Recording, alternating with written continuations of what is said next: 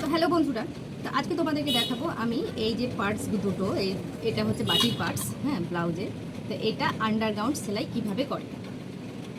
তো এটার আন্ডারগ্রাউন্ড সেলাইটা কি বলো তো, প্রথম কথা হচ্ছে ব্লাউজটার এই যে বাটিটা, একটা ফেলার কিন্তু একটা ব্যাপার, মানে নতুনদের ক্ষেত্রে কি হয়, ফেলার সময় একটু গন্ডগোল করলে কি হয়, দুটো বাটি একদিকের হয়ে যায়। সাধারণত ব্লাউজের প্রতিটা পার্ট এক ডান দিক আর বাঁ দিক আলাদা আলাদা করে থাকে। তো সেই সঠিক ফেলার নিয়মটা আগে প্রথমে দেখিয়ে তারপরে আমি আন্ডারগ্রাউন্ড সেলাইটা করে দেখাচ্ছি। দেখো এখানে আমি নিয়ে নিয়েছি, দেখো লাইলিন আর পিস দুটোই আছে, মানে চারটেই আছে, হ্যাঁ, দুটো দুটো করে। তো প্রথম এরকমই থাকবে, ধরো কাটিংটা তো এইভাবেই করা হয়, এরকমই থাকবে।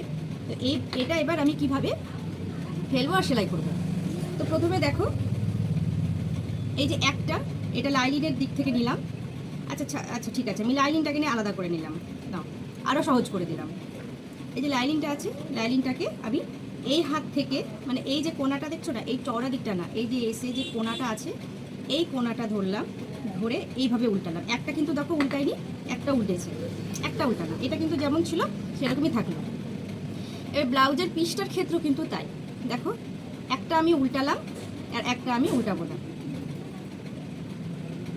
এটা উল্টালাম না, এটা উল্টে দিলাম, এটা উল্টে কি হলো, এই পার্টের উপর বসলো আর এইটা সোজা পার্টের বসলো। তাহলে কিন্তু এই দুটোর মধ্যে কিন্তু আর কোনো রকম মানে ভুল হবে না, এটা ডান দিক এটা বাঁ দিক, এটা হয়ে থাকলো। এইভাবে সেলাইটা করতে হবে। তো যারা সোজা সেলাই করে, মানে কাঁচা সেলাই করে, তারা তো এটা দিয়ে সেলাই চালিয়ে নিলেই হয়ে যাবে, কাঁচা সেলাইয়ের কোনো সমস্যা হবে না। কিন্তু যারা পাকা সেলাই করতে চাও তারা কি করবা, দেখো এটা তো বড় বাটি, পাকা সেলাই করতে গেলে কিন্তু দুটো বাটিই লাগবে, বড় বাটি ছোট বাটি দুটো বাটি লাগবে। তো ছোটো বাটিটাও নিয়ে নিই, ছোটো বাটিটাও খোলারও কিন্তু একই সেম পদ্ধতি, মানে সেম প্রসেস।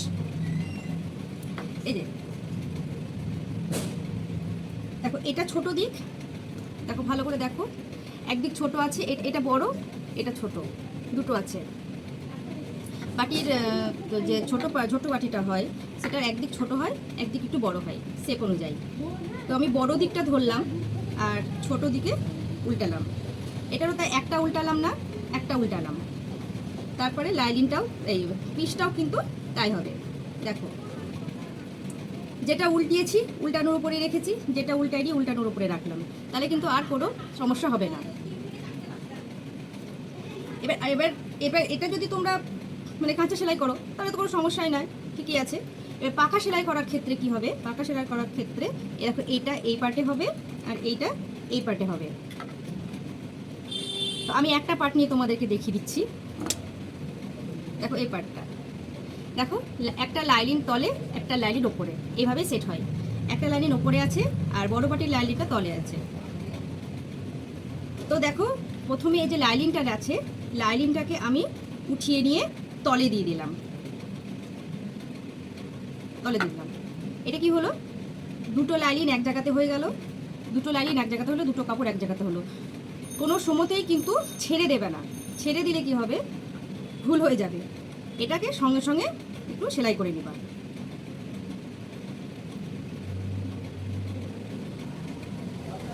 নতুনদের ক্ষেত্রে এই গন্ডগোলটা খুব হয়, এটা আমারও হয়েছে, আমার ক্ষেত্রেও হয়েছে। যখন আমি একবারে সেলাই শিখেছিলাম তখন খুব ভুল হতো আমার কাছে এগুলো। তো দেখো এবার আমি সেলাইটা করে নিচ্ছি।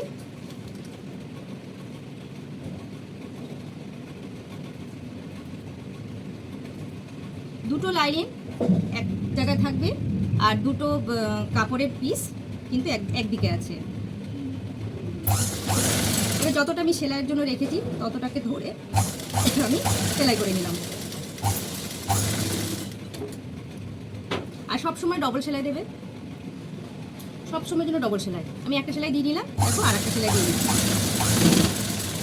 ডবল সেলাই দিলে জিনিসটা তোমার আরও মজবুত হয়ে যাবে।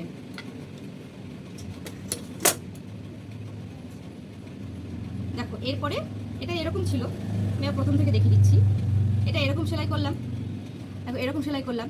এবার এটাকে উল্টিয়ে নিতে হবে, লাইলিন নিচে চলে এলো আর একটা কাপড় উপরে চলে এলো, দিয়ে এই ভাঁজে ভাঁজে একটু হাতের একটু চাপ দিয়ে এই ভাঁজটাকে একটু ভালো করে বসিয়ে দেবে। এখন তো আর আমরা আয়রন করছি না, এখন কিন্তু আমরা সমান করে চালিয়ে সেলাই করতে গেলে এই যে চাপটা হাতে এটা কিন্তু দিতেই হবে। দেখো হয়ে গেল। কোনো দিক দিয়ে সুতো বেরোবে না, কাপড় বেরাবে না, কিছু দেখা যাবে না, সুন্দর পরিষ্কার পরিচ্ছন্ন হাত হয়ে গেল।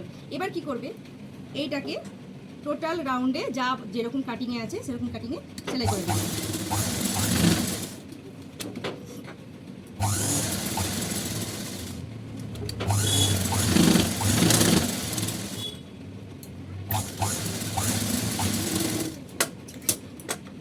দেখো হয়ে গেল রেডি, বাটি রেডি হয়ে গেল। শেপটাও সুন্দর এসেছে, কোনো রকম কুচকায়নি, কোনো রকম কিছু হয়নি, দেখো সুন্দর কিন্তু আছে। আর তলের দিকটাও কিন্তু দেখো পরিষ্কার পরিচ্ছন্ন একদম। আর প্রতিটা কাজ যদি পরিষ্কার পরিচ্ছন্ন হয় তো দেখতে অবশ্যই ভালো লাগবে, তাই না বলো? তো বাটির তৈরি তোমাদের সহজ নিয়ম, এর থেকে মানে সহজ নিয়ম আর হয় না, এটা খুব সহজ নিয়ম আমি তোমাদেরকে দেখিয়ে দিলাম। যদি তোমাদের বুঝতে কোনো অসুবিধা হয় তাহলে অবশ্যই আমাকে কমেন্টের মাধ্যমে বলবে, আরও সহজ করে বোঝানোর চেষ্টা করব। আর ভিডিওটা ভালো লাগলে অবশ্যই লাইক করে আর চ্যানেলটা সাবস্ক্রাইব করে পাশে থাকবা।